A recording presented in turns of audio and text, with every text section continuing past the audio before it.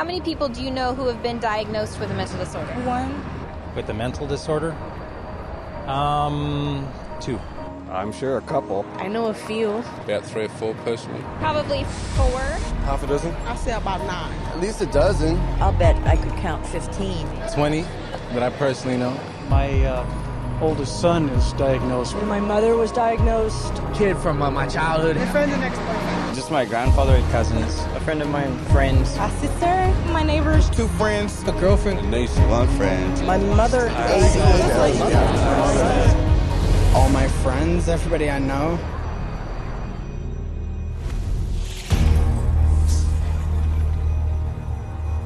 私たちの周りは精神疾患で溢れているように見えます。これは何が原因なのでしょう。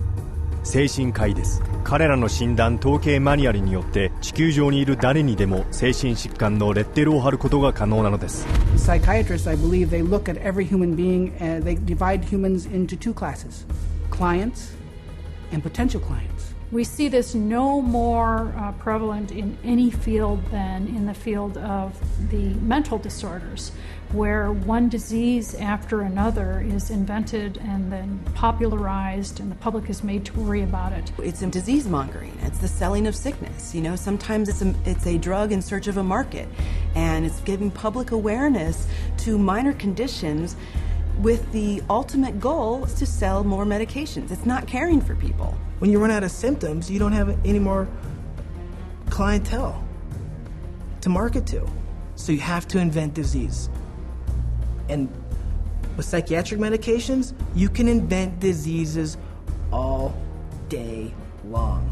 Look at human variation. Everyday things like shyness, sadness, or even situational depressions like grieving, postpartum depression, they all become studied and prescriptions start to get written for these drugs. Before these drugs were introduced in the market, people who had these conditions would not have been given any drug at all. And so it is the branding of a disease, and it is the branding of a drug for the treatment of a disease that did not exist before the industry made the disease. 例えば、人見知りは日常生活ではよくあることですが、精神科医らの投票により社交不安障害という名称で彼らの診断統計マニュアルに加えられました。You know, people are nervous. Well, they come up with, say, social anxiety disorder. SAD, they'll call it SAD. And the connotation is that everybody ought to be happy and that here's a drug that can make you happy. So that a common occurrence, which is every now and again everybody's sad, we ought to be treating with a drug. Well, then they'll get this PR firm to drum up business for this. They'll put out all these studies that find, you know, there's so many people afflicted with this SAD, you know, and they'll start putting it in magazines, they'll start putting it on TV, they'll start a patient advocacy group that say, you know, that we're all affected by this, and then they'll come out with Paxil works for this. So they go to the FDA and they said, well, we ran this study and this works for this new invented disorder, and that is SAD, social anxiety disorder. And millions of people suffer from it. And it's purely fictional. It's a normal human emotion that everybody experiences at certain times or another, but they make it into a disease. Paxil, once it got approved by the FDA as the first antidepressant to be used for social anxiety, it took off huge. And it just moved from number 3 in the market amongst its peer drugs to number 1 in the market. 社交不安障害は抗精神薬の処方ブームを煽る多くの架空の精神障害の一つに過ぎません。Psychiatrists work to promote what the latest disease is going to be. These days, bipolar is getting that same type of promotion. Everybody's being educated about their bipolar illness, when in fact, we know having emotional ups and downs is distinctly human. Now bipolar is thrown around like water. You've got bipolar, I have bipolar. If I'm up today, I'm manic. If I go home tonight, I'm depressed because I'm tired. That shows I have bipolar disease. It's a lot of hokum. Yeah, I see a lot of things on television about bipolar. Bipolar? You know, they talk about bipolar a lot. My oldest son was diagnosed with bipolar. Bipolar. I've known a lot of bipolar. 2 friends from both of them were like diagnosed with bipolar. Some people I know that are bipolar. My neighbor, she was bipolar. I was diagnosed with bipolar. My mother had bipolar. He was actually bipolar. Schizophrenic bipolar. Bipolar and obsessive compulsive. Bipolar and ADHD. Bipolar disorder. Bipolar, yeah. Bipolar situation. Bipolar. Bipolar. Bipolar. Bipolar. Bipolar. There's 3 personality disorders, and then the most recent is bipolar. And that's just been in the past year. 特に子供における双極性障害という病名を先頭に立って普及したのは精神科医ジョセフ・ビーダーマン博士でした。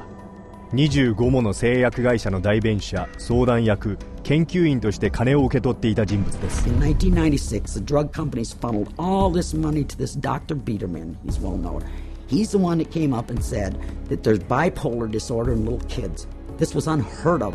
There was no bipolar disorder in any kids. He came up with the study and published the articles out all over the world, and other doctors followed his lead that bipolar is in little kids. ビーダーマン博士とその一味による絶え間ない宣伝により1994年以降子どもの双極性障害は40倍に増加しました。一方で抗精神病薬の処方件数は5倍に急増しおよそ250万件に上ります。2008年ビーダーマン博士は上院の調査により複数の製薬会社から得た$160万もの個人所得を申告しなかったことを暴露されました。しかしその被害は取り返しがつきません。ビーダーマン博士が作り出した双極性障害の流行により処方されている中で最も強力な抗精神薬である抗精神病薬が精神医療の主流になっています。抗精神病薬の売上トップ3を合計すると毎分$25,000に上ります。抗精神薬業界がどれほど巨大化しても精神科医たちはそれをさらに大きくするためにせっせと診断に取り組んでいます。Let's say this is the pie right here of a certain class of medications, and this is a pretty profitable pie, and everybody wants a piece of that pie. But what would happen if we made that pie even bigger? And how you make the pie even bigger is by expanding the uses for those drugs. They've already got a drug that's approved on the shelf. They can just pull it off the shelf, rename it, repackage it, and say, look, we've got a new drug for a new illness. When Prozac's patent ran out, that Eli Lilly had to look for a new source of profits. So all they did was change the name of the drug from Prozac to Serafem, change the color of the pill from green to pink, and marketed it for PMDD, which was newly introduced into this book. What it tells us is that if you can come up with a label, a diagnostic label for a drug, then you can sell it like hotcakes. It's a business model, and it's $1 billion business model, and it works, and it's going to keep continuing. 今日では誰もが知らないうちに精神医薬を取っている場合があります。名前やパッケージを変え、精神医療以外の目的で処方されるのです。禁煙のための薬として処方されるザイバンは、実はウェルブトリンという抗うつ剤です。うつや不安のための精神医薬シンバルタは現在尿失禁のための薬エントリーブとして売り出されています。精神医療の研究者たちは抗精神薬を実に様々な症状に関して実験しています。肥満、アルコール依存症、ギャンブル好き、のぼせ、ヘルペス、吐き気、かゆみ、震え、髪をかきむしることなどです。それはあらゆる病気に使われる薬です。そして精神薬の危険性を知らされている人はほとんどいません。As a chemist, I'm making these drugs. They're proving deadly in our labs, and they're proving deadly in other labs.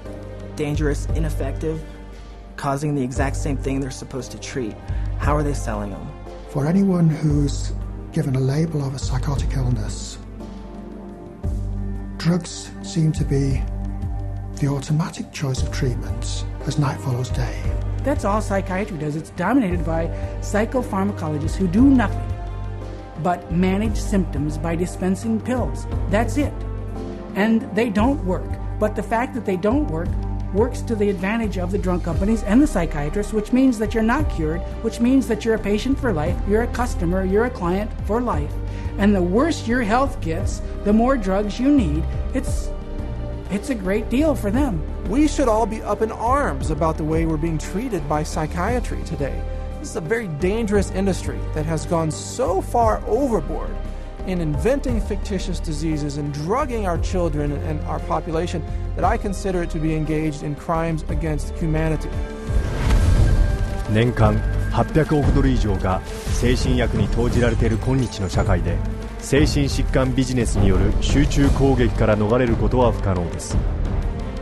しかし販売戦略の背後には、精神医療の顧客が知ればショックを受けるような秘密が隠されています。どのようにこれらの薬品は試験されているのでしょう。それらは安全なのでしょうか。